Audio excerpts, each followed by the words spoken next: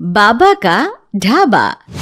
शहर के घंटाघर के पास एक बूढ़ा बूढ़ी एक छोटा सा ढाबा चलाते थे। दोनों एक दूसरे का सहारा थे और किसी तरह अपना पेट पाल रहे थे, लेकिन महंगाई ने उनका जीना मुश्किल कर दिया था।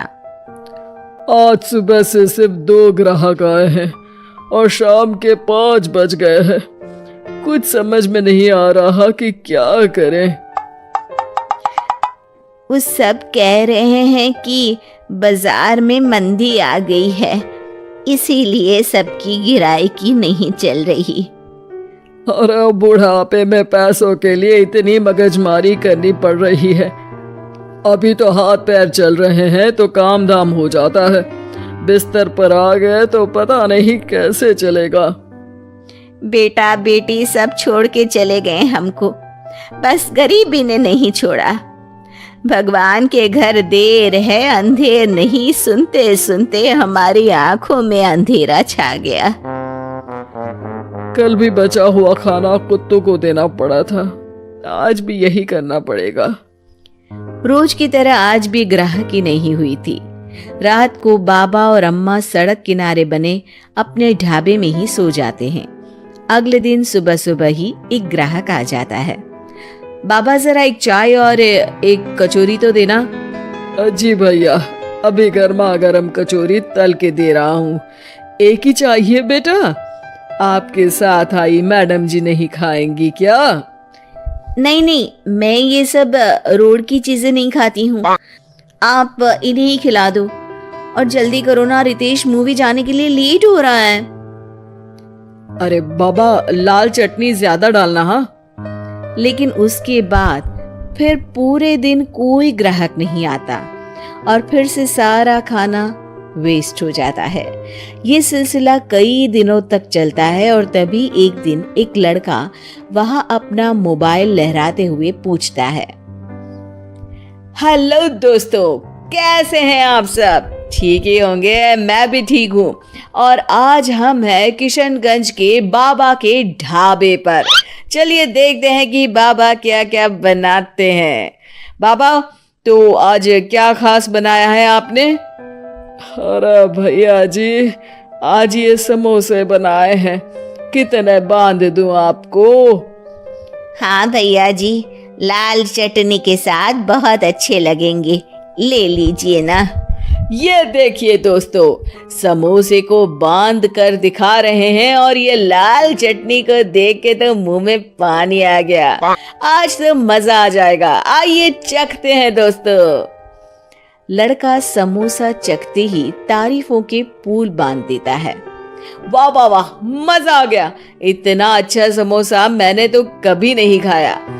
आपको यहाँ जरूर आना चाहिए और ये समोसा जरूर खाना चाहिए।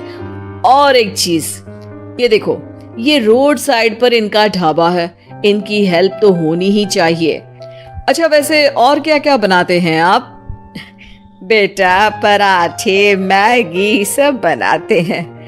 वाह वाह, इतना अच्छा खाना बनाते हो, बहुत भीड़ होती होगी। अरे नहीं बेटा, कोई नहीं आता हमारे ढाबे पे, पैसे पैसे को तरस गए हैं। अरे आप रो क्यों रही हैं? रोइए मत, क्या हो गया है?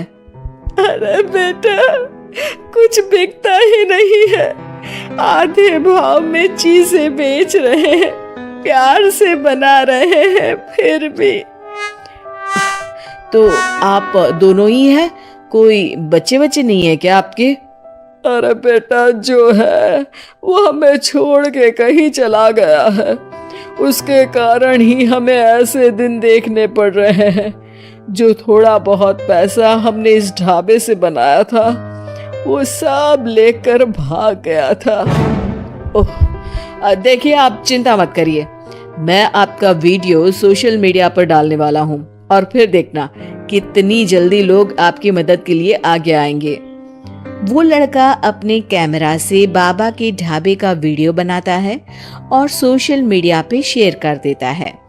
वीडियो बहुत तेजी से वायरल हो जाता है और कुछ ही घंटों में वीडियो में दिए अकाउंट में करीब 1 लाख रुपए जमा हो जाते हैं।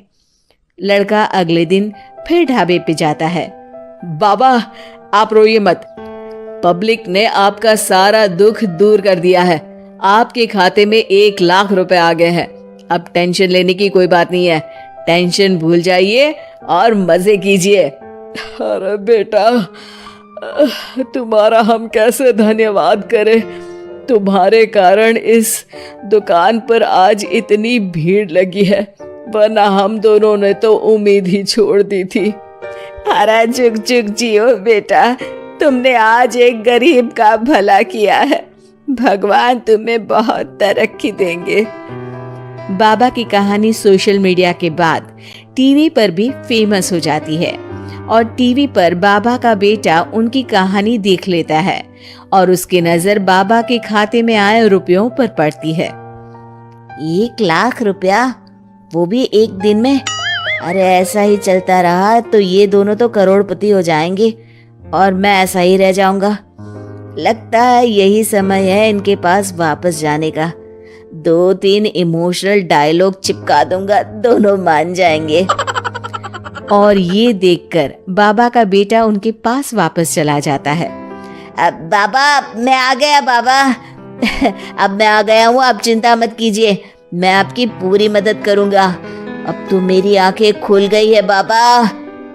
अरे बेटा, कितना याद करते थे तुझे मेरे लाल। अपने बूढ़े माँ बाप को छोड़ के अब कहीं मत जाना। अरे नहीं नहीं माँ, तब तो मेरी मजबूरी थी, लेकिन अब नहीं। मुझे माफ कर दीजिए माँ बाबूजी। बाबा काफी नरम दिल के इंसान थे और बेटे के आने की खुशी उनके लिए पैसों से कहीं ज्यादा होती है। वो अपने बेटे को माफ कर देते हैं। बेटा, हम तो कुछ साल में बचेंगे भी या नहीं कोई भरोसा नहीं, लेकिन तू मेहनत करके ये ढाबा चलाना, और इसलिए आज से मैं ये ढाबा और ये पैसे तेरे नाम करता हूँ। अब हमारी तो उम्र हो गई है, अब तू काम करना और हम घर बैठकर खाएंगे। ये कहकर बाबा सारा पैसा अपने बेटे को दे देते हैं और आराम से अपनी पत्नी को लेकर अपने पुराने घर चले जाते हैं। ढाबे पर काफी भीड़ बढ़ती है। कुछ दिन में ही बेटा काफी पैसे कमा लेता है। एक दिन जब व्लॉगर लड़का वहां पहुंचता है तो देखता है ढाबा बंद है। वो बाबा के पास जाता है। अरे बाबा, आपने अपना ढाबा क्यों बंद कर दिया? ढाबा बंद नहीं तो? वो लोग वहां जाते हैं तो पड़ोसी बताते हैं कि ढाबा तो पिछले 4 दिन से खुला ही नहीं। बाबा ढाबे को अपने पास रखी चाबी से खोलते हैं तो देखते हैं कि ढाबे में एक बर्तन तक नहीं है। बाबा सर पकड़कर बैठ जाते हैं। हमारे बेटे ने हमें फिर से बर्बाद कर दिया। पर हमारे पास तो वापस बर्तन खरीदने तक के पैसे नहीं है। बर्तन भी बेचकर खा गया होगा नालायक। बाबा आप चिंता मत करो, आप काफी फेमस हो, लोग फिर से आपकी मदद कर देंगे। बस इस बार अपने बेटे को दूर रखना ढाबे से। अब की बार बाबा ढाबे पे एक बोर्ड लगवाते हैं जिस पर लिखा है सिर्फ बाबा का ढाबा। ये सिर्फ क्यों लिखवाया है जी? ताकि अपने बेटे को पता चले कि ये सिर्फ उसके बाबा का है, उसके लिए अब यहाँ कोई जगह नहीं।